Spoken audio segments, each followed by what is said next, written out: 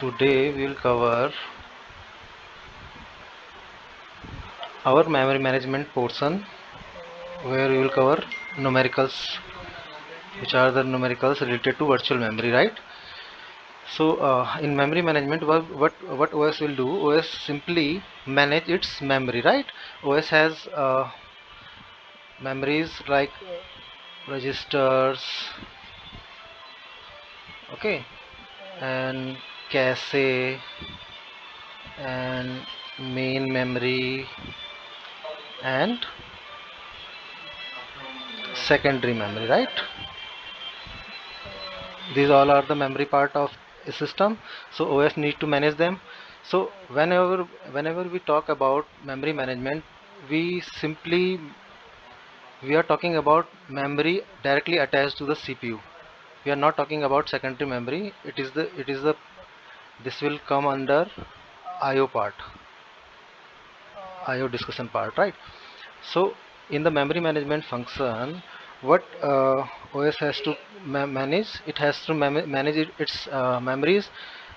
So first memory is registers, second cache, second fastest, and third is main.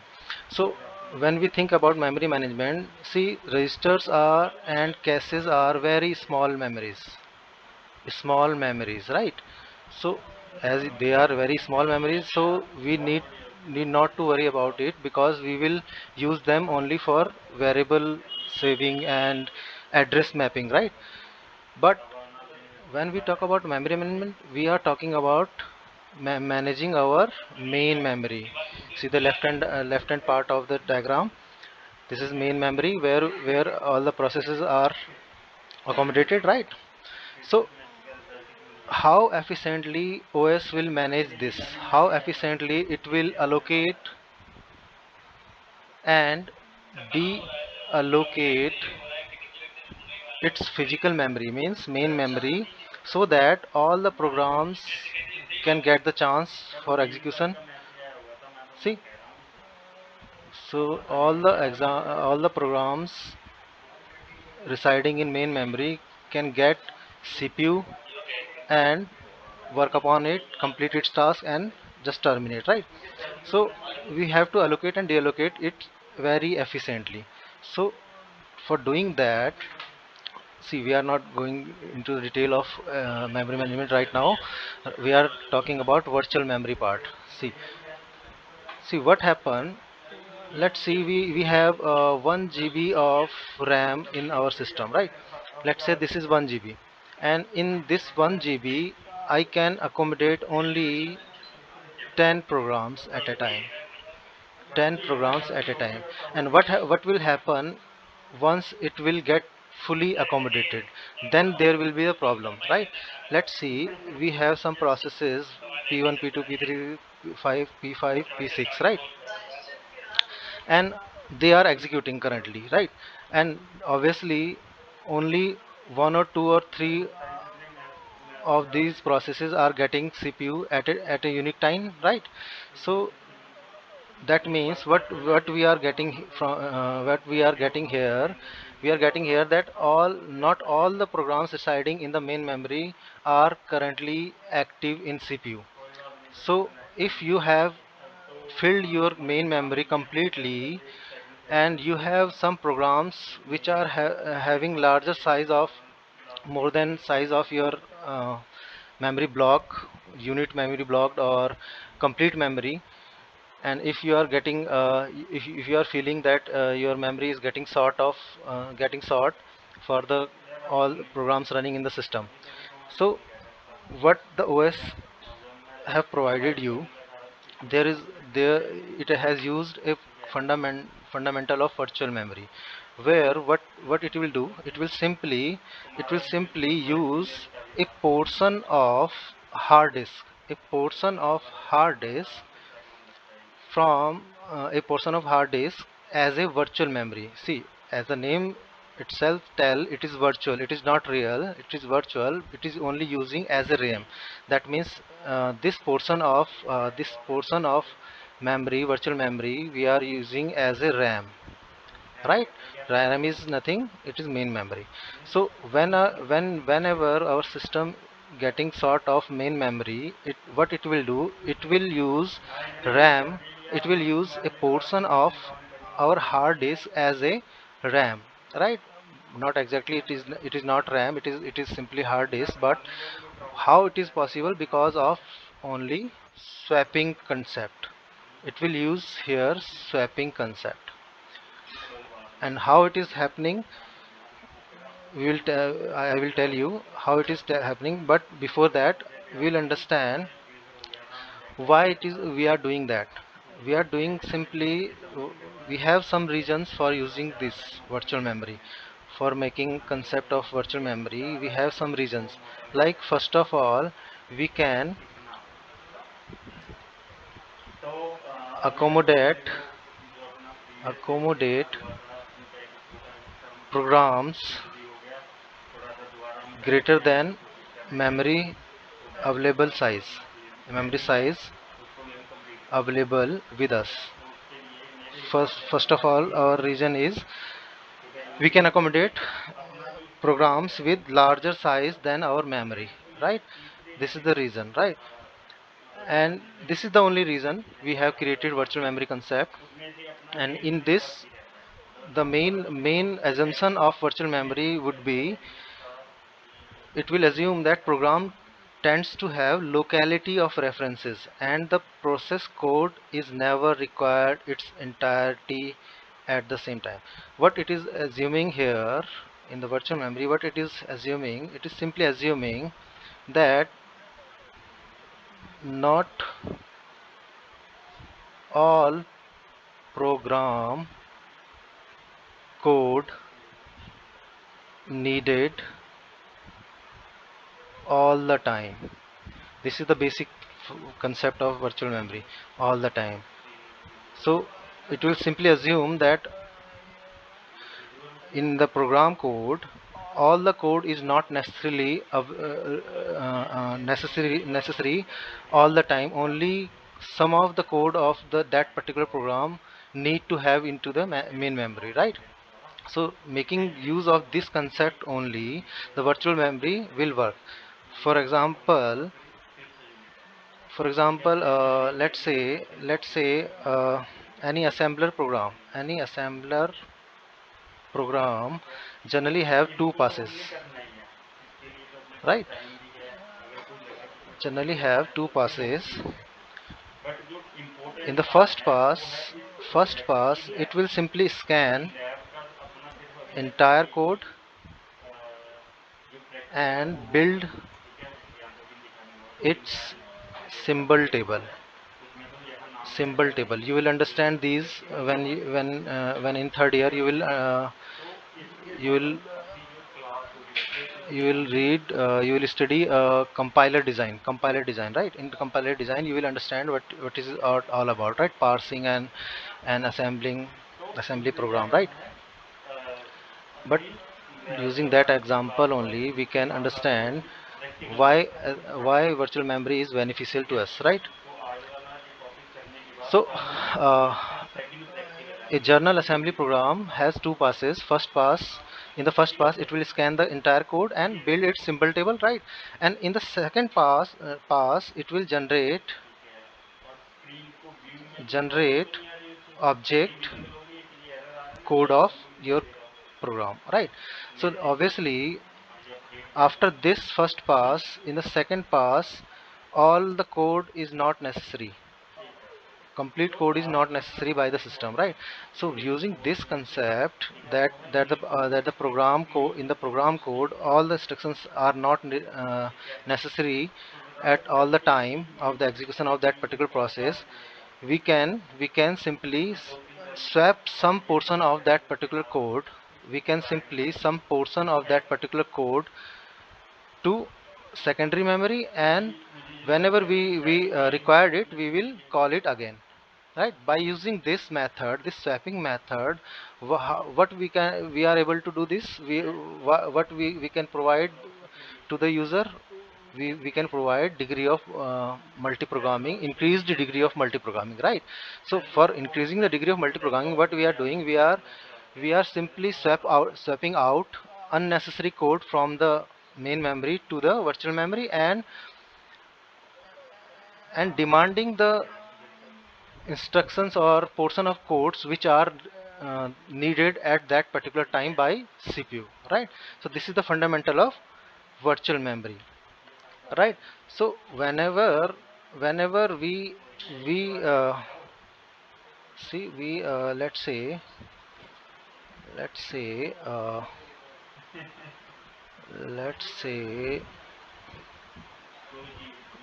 we have four processes in the RAM currently right now, right? And only only these two, P2 and P3, are active currently, and P1 and P4 are currently inactive, right? So this is what we are showing here. It is nothing, it is swapping. So what the OS will do, OS will simply unload these processes which are inactive in the system, and load required processes or new generated processes to the that particular location of main memory, right? So this is the concept of swapping, right? Not all the operating system provide this. Like DOS is not providing this facility, swapping facility. Only Unix, Windows and Mac, which are advanced operating system, are using swapping methods, right?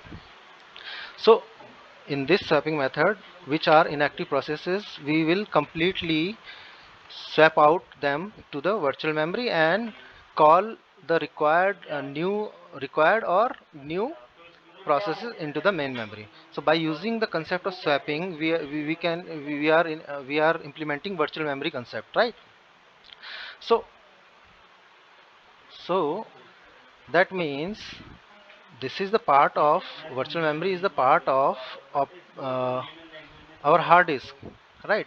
It is not really an RAM, but we are using it as a temporary storage, not as a RAM.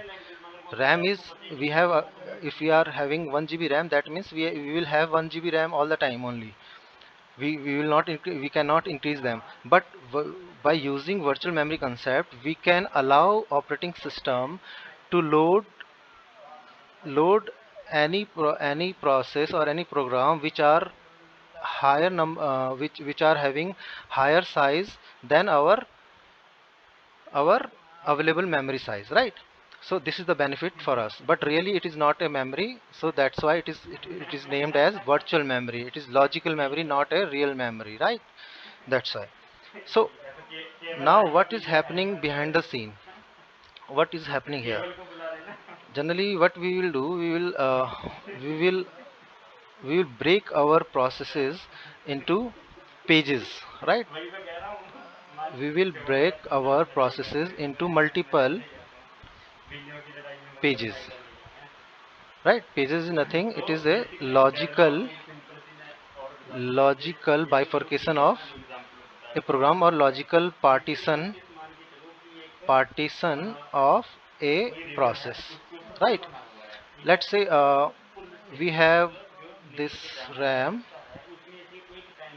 and this is our process P1, this is process P2, this is process P3, right? And we have page 1, page 2, page 3, page 1, page 2, page 1, page 2, page 3, page 4, let's say, because every process has its own size. That's why this will there will be the difference in the number of pages, right? So by using virtual memory, what we are doing, we are using simply swapping method. And what we are doing, we are simply, let's say this is the portion of P1 where P1 process, where all the pages except these pages are residing here. So we only called required pages to the memory at a single instance of time, Like for P1 we have accommodated page number 1 2 3 4, and for P2 we have accommodated P1 P2, and for P3 we have accommodated page 1 page 2 page 3, right? So what is happening, CPU, once these pages go to the CPU, it will execute and persist its result to the its uh, defined memory area where in the main memory, right? So now let's say page 1 get into the CPU for execution, and at the time of execution page 1 required page number, let's say page number 5, page number 5 of process P1. Let's say for process P1 at the runtime CPU required page number P5 for completion of page 1, right? Now what will happen, it will search this page, this P5 page into the memory, and definitely it is not here. Definitely if it is here, it found here, then no, okay, no problem. But if it is not founding this page number P5, if it is not founding here, then definitely this will call, if it no not found page number P5, that means this is a page fault. Page fault occurs, right? Now page fault occurs, that means we have to make page 5 available to the memory, right? Because page fault only occurs when we are not getting that page in the searchable area, which is main memory, right? Main memory. And once we found page fault, that means we have to arrange that page to the main memory, then to CPU, right? So for this purpose we have to choose, because it is already filled, our RAM is already filled, P1 P2 P4 3 P4, है ना? We already filled our memory area. So how we can accommodate this page P5 to the main memory? So for that, what we have to do, it's simple. We have to select any one page out of these pages from main memory and swap it out to the virtual memory, right? Virtual memory, and then accommodate page number 5 to the main memory, right? For that, for doing this, for selecting this page, for selecting this page, we are having some page replacement algorithm. Right now we came to the topic, why page replacing algorithm required.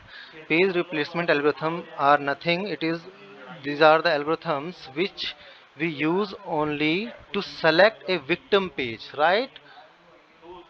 So page replacement algorithms select to select victim page, and what is victim page? Which, which is which is not required by CPU at that moment, right? That means this victim page is that at for the that time this victim page is unusable for CPU. That's why we don't need it in the main memory. That's why we swapped it out to the virtual memory, and we swap in page number 5 to main memory so that we can provide it to the CPU, right? So remember one thing, for every for execution in the CPU, that whatever the page is required is must be in main memory. So because in our example execution of page number 5 triggered triggered a code that required the code of page number 5, and page number 5 is not available in main memory. So we have to call page number 5 from virtual memory to from hard disk to our main memory. So calling page number 5 is okay, but how you can call, because you have filled your main memory completely, right? So what is the option we have? What we can do by using virtual memory funda and swapping funda, what we can do, we can swap out one of the unused page or not required page to the virtual memory, and then only we will we will be able to call page number 5 to the main memory, and then then after then we can call it to the CPU, right? We can provide this particular page to CPU. So that's all. This is all about the virtual memory, how it is doing, how it will works, right? I think got the point. You understood why, how it is happening, and what is the benefit of that. So using the swapping method and demand paging method, we have created virtual memory concept, right? So now come to the point, which is our main point: page replacement replacement algorithm. So we have multiple page replacement algorithms, right? Like FIFO, right? Second, we have optimal page different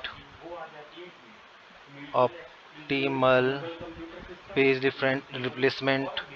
Then we have LRU, least recently used, recently used, which is addressed by LRU. And another one we have LFU, which is not commonly used, least frequently used, LFU. LFU. So these all are the page replacement algorithms we are going to understand, right? So let's go one by one. First is our FIFO. As the name suggests, the page came first in the request will be replaced first, right? Or we can simply write it like that: replace page with oldest arrival, arrival, right? So let's say let's understand it by example.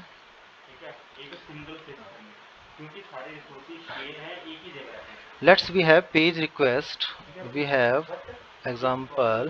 Let's we have page request at, as follows, like page request for 7, page number 7, page number 0, page number 1, page number 2, page number 0, page number 3, page number 0, page number 4, page number 2, 3, 0, 3. Let's we have page request from the CPU is something like that. First CPU is requiring page number 7 to 0, 1, 2, like that, and we can accommodate only 3 frames in the memory, right? We can accommodate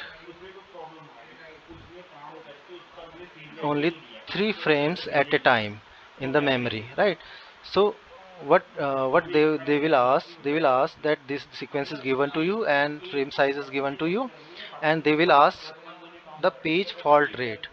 Page fault rate is simply page fault rate, formula of page fault rate will be PFR, page fault rate, page fault rate, page fault rate. equals to number of page fault upon number of bits in reference string. This is reference string. This is reference string, and number of bits 1 2 3 4 5 6 7 8 9 10 11 12. So this will be 12, right? So let's say we are getting page faults, let's say 5, then P of R will be 5 upon 12. This will come in percentage form, right? So this is the formula, simple formula, nothing to remember. You need to calculate only page faults, number of page faults upon number of bits in reference string. That means number of references you have given, right? Now come to the point. So let's solve it. We have 3 frame. Okay, we have created 3 frame.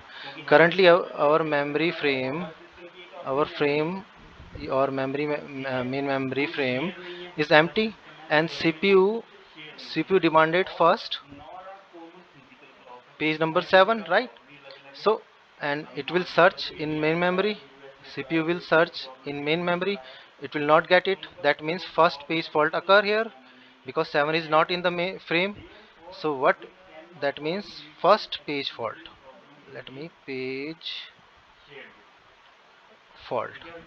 First page fault occurs, and whenever a page fault occurs, it will call this page number 7 to the main memory. That means it will call this from main memory, oh sorry, hard disk. Now it has accommodated 7, page number 7, and then it can access it, right? After 7, what it is requesting, it is requesting page number 0, but 0 is also not here, right? Let's show it step by step. First point, at the first pass it requested 7, 7 is not there. That means first page fault occurs. Now second page fault occurs here, because it searched for 0, but it is not getting here, so it has to call this 0 here. Okay, now in the second step pass it has called 0. Now come to the third part. In the third part pass, it is asking for page number 1, but it is also not here. That means third page fault occurs, and it will call it to the frame. Now in the fourth pass, now understand it very carefully, otherwise you will be get confused. We have in the now we are talking about fourth pass, and we have 107 in the frame, and it is asking about page number 2, but page number 2 is not here. That means page number 2 also has page fault. Okay, now we have to call page number 2 to the frame, and for calling the page number 2 to the frame, we have to remove any one frame from here. And by using the fundamental of FIFO, what FIFO is telling, that replace the page with oldest arrival. That means जो सबसे पहले आया आपका, जो सबसे पहले आया हुआ है उसको आप हटाएंगे, तो ठीक है, तो इसको हम हटा देंगे। अब फोर्थ पास में हमने 7 को हटा देना है।